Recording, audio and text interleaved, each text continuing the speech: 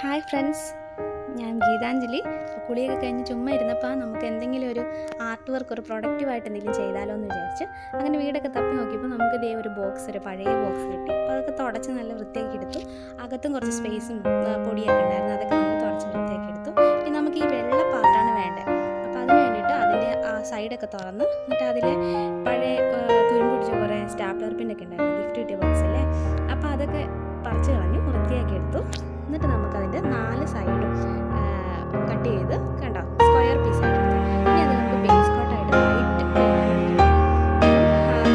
അതിനൊരു ബ്രഷും പിന്നെ നമ്മുടെ ആക്രിലിക് പെയിൻറ്റ് നമ്മൾ അത് ചുറ്റും മുഴുവനായിട്ടും ബേസ് കോട്ടാണ്. ഇതിന് കുറച്ച് പെയിൻ്റ് ഉണ്ടായിരുന്നു, അത് വെച്ച് അടിച്ചു.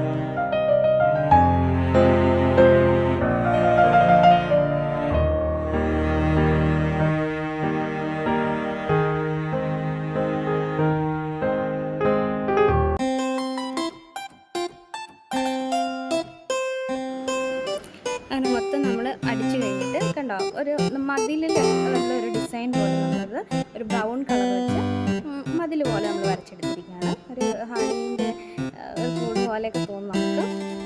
അങ്ങനെ നമ്മൾ ആ ഒരു ലൈനുകളിട്ട് മൊത്തം ഫില്ല് ചെയ്തു. ആ ഒരു ഏരിയ മുഴുവൻ ആ വൈറ്റ് കളർ ബേസ് അടിച്ചതിൻ്റെ മുകളിൽ കൂടെ നമുക്കൊരു മതിൽ പോലെ, മതിലാണ് നമ്മൾ ഉദ്ദേശിച്ചത്, മതിൽ പോലെ ഫില്ല് ചെയ്തു. അതിനുശേഷം നമുക്ക് ബ്രൗൺ കളർ തന്നെ ഒന്ന് ലൈറ്റ് ആക്കിയിട്ട് അതിനൊരു ഷെയ്ഡൊക്കെ കൊടുത്തു. അത് ഇച്ചിരി മഞ്ഞ കളർ പോലെയാണ് തോന്നുന്നത്, പക്ഷേ ശരിക്കും അത് ബ്രൗൺ കളറാണ്. ബ്രൗൺ കളറോ യെല്ലോ കളറോ വെച്ച് നമുക്ക് ചെയ്യാം. നിങ്ങളുടെ ഒരു കലാവാസന അനുസരിച്ച് എങ്ങനെയാണെന്ന് വെച്ച് ചെയ്യാം. എനിക്ക് ഇതുപോലെയാണ്, ഇതാണ് ഇഷ്ടപ്പെട്ടത്. ഫൈനൽ നമുക്ക് ഇങ്ങനെ ഒരു ലുക്ക് കിട്ടും. പിന്നെ നമ്മൾ അതിൽ കുറച്ച് ചില്ലകൾ, ശാഖകൾ പോലെയൊക്കെ വരച്ച് എടുത്തു. ഇനി നമുക്ക് വേണ്ടത് പിസ്ത തൊണ്ടകളാണ്. ഇതെപ്പോഴും ഞാൻ ശേഖരിച്ച് വെച്ചിരുന്നതാണ്. അപ്പോൾ അതിന് നമുക്കൊരു റെഡ് കളറും വേണം, പിന്നെ ഗ്രീൻ കളറും വേണം. റെഡ് കളർ നമുക്ക് പെറ്റൽസായിട്ട് കളർ ചെയ്ത് പെറ്റൽസായിട്ട് എടുക്കാനും ഗ്രീൻ കളർ നമുക്ക് ലീഫായിട്ട് എടുക്കാനും വേണ്ടിയിട്ടാണ്. അതിലേക്ക് എയർഫുള്ളോടുകൂടി നമ്മുടെ ആക്രിലിക് കളറാണ് ഉപയോഗിച്ചിരിക്കുന്നത്. നല്ല ഭംഗിയുള്ളൊരു കളറാണത്. അപ്പോൾ അതിന് ഫുള്ളായിട്ട് വളരെ കെയർഫുള്ളോട് കൂടിയാണ് അഴിച്ചിരിക്കുന്നത്. കാരണം അത് കുഞ്ഞ് പിസ്ത തൊണ്ട് കുഞ്ഞതായതുകൊണ്ട് അത് നമ്മുടെ കയ്യിൽ നിന്ന് വഴുതി പോകാൻ സാധ്യതയുള്ളതുകൊണ്ട് വൃത്തിയായിട്ട് ഫുള്ള് കളർ അടിച്ചു. ഒരു ഡബിൾ കോട്ട് അടിച്ചിട്ടുണ്ട്, എന്നാലാണ് നമുക്ക് ഈ ഒരു കളറ് കിട്ടത്തുള്ളൂ. അങ്ങനെ നമ്മൾ ഗ്രീൻ എല്ലാത്തിനും ഒരു ഗ്രീൻ കളറ്, റെഡ് കളറും കൊടുത്തു.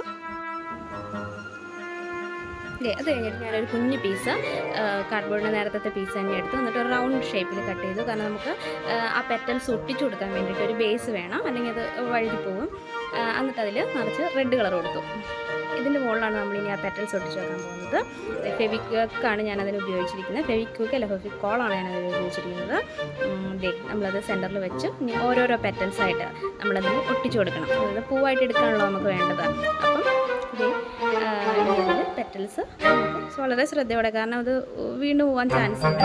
അപ്പോൾ അതുകൊണ്ട് വളരെ ശ്രദ്ധയോടുകൂടി ഒട്ടിച്ച് ലെയറായിട്ട് ഒട്ടിച്ചെടുക്കണം.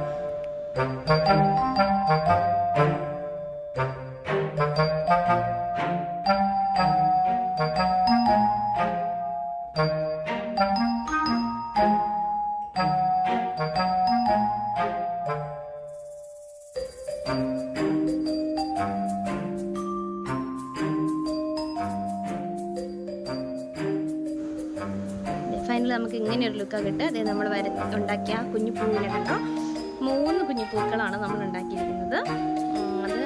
അതൊരു നമ്മൾ എവിടെയാണ് വെക്കേണ്ടതെന്ന് ആദ്യം തന്നെ ഒന്ന് ഞാൻ വെച്ച് അറേഞ്ച് ചെയ്തു. ഇനി നമുക്ക് ലീഫുകളും കൂടി അതിൻ്റെ ഒരു സ്പേസിൽ തന്നെ ഞാൻ വെച്ച് നോക്കി എത്ര എണ്ണം വേണം, എങ്ങനെ വെക്കണം എന്നുള്ള കാര്യം. എന്നിട്ട് അത് നമ്മൾ ഫെവിക്കോൾ വെച്ച് നന്നായിട്ട് ഒട്ടിച്ച് വെക്കാനാണ് ഇരിക്കുന്നത്. ആദ്യം ഞാൻ സൈഡിൽ കൂടെയൊക്കെ ഫെവിക്കോളൊക്കെ വെച്ച് ഒട്ടിക്കാൻ നോക്കി, പക്ഷേ അത് നല്ല റിസ്ക്കുള്ള പണിയായിരുന്നു. കുറേ ടൈം കൺസ്യൂമാണ്. എനിക്ക് അത്രയൊന്നും പേഷ്യൻസ് ഇല്ല. ഞാൻ ഭയങ്കര ധൃതിയിൽ കാര്യങ്ങൾ പെട്ടെന്ന് തീരണമെന്ന് ആഗ്രഹമുള്ള കൂട്ടത്തിലായതുകൊണ്ട് അത് കുറച്ച് ഞാൻ ആ ഒരു ബേസിൽ വെച്ച് ഇച്ചിരി പശ വെച്ച് ഒട്ടിക്കാൻ നോക്കി. പിന്നെ എല്ലാ ലീഫും അതുപോലെ തന്നെ നമ്മളത് ഒട്ടിച്ച് ചേർക്കാനാണ് ചെയ്തിരിക്കുന്നത്. മുഴുവൻ ലീഫും നമ്മൾ പശ വെച്ച് ഒട്ടിച്ചതിന് ശേഷം കോപ്പർ കളർ കൊണ്ട് ആ പൂവിൻ്റെ ഇതളുകളൊക്കെ ഒന്ന് ഷൈനിങ് പോലെ ഒന്ന് കൊടുത്തിരിക്കുന്നു.